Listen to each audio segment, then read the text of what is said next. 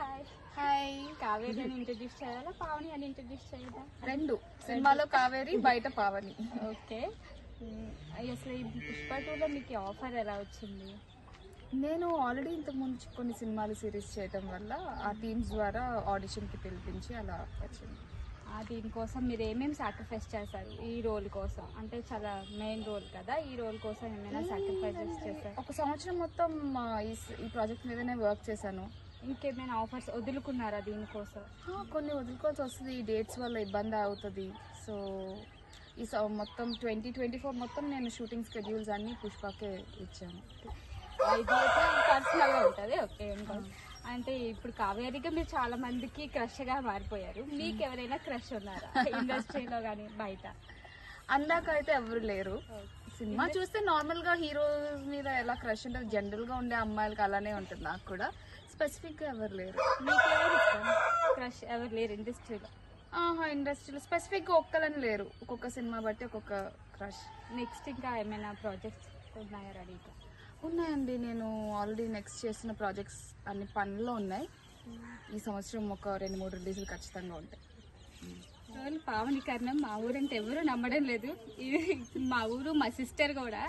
ఏం చెప్తున్నా ఆపేసి. నువ్వు పక్కన నేను ఉన్నానంటే నాకే నమ్మబుద్ధి కావట్లేదు. చాలా హ్యాపీ అనిపిస్తుంది. తినని చాలా మంది ఇన్స్పిరేషన్గా తీసుకొని ఇలా మన తెలుగు అమ్మాయిలు ఇండస్ట్రీలోకి వెళ్ళి మంచిగా సక్సెస్ అవ్వాలని అనుకుంటున్నాం.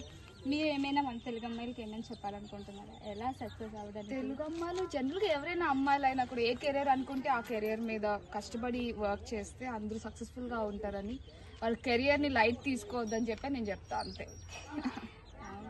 ఫైనల్గా ఏమైనా ఫైనల్గానా ఒక డైలాగ్ చెప్పండి పోండి.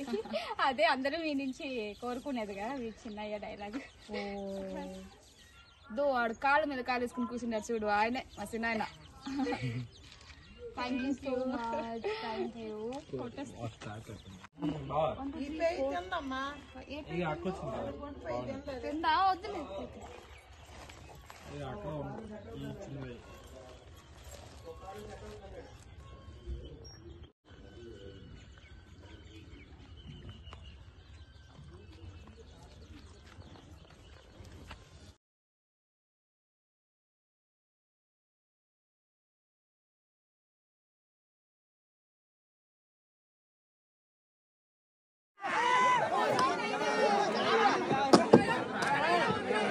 హలో, పుష్ప 2లో కావేరి అండి. చిన్నాయన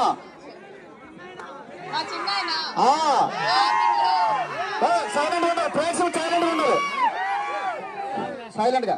ఆమెట్లో ప్రతి వీధిలో ఉన్నారు నాకు ఒక చిన్న ఆయన. మా కుటుంబం అంతా అక్కడ ఆమెట్లోనే ఉంది. నేను మీ ఆమెట అమ్మాయినే, పావని. మీరందరూ పుష్ప 2 సినిమా చూసారా? చూడలేదు వాళ్ళు మళ్ళీ చూడండి, పర్లేదు. నెలంతా ఆడుతుంది, ఇంకా రికార్డులు బ్యాలెన్స్ ఉన్నాయి.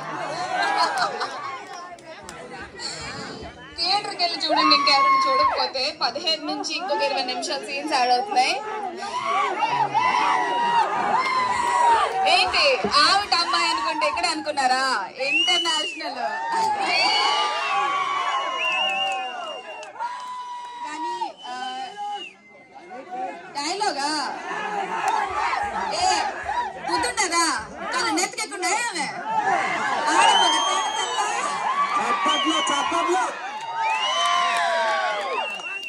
ఆడు కాలు మీద కాలేసుకుని కూర్చున్నాడు చూడు, ఆయన మసిన ఆయన.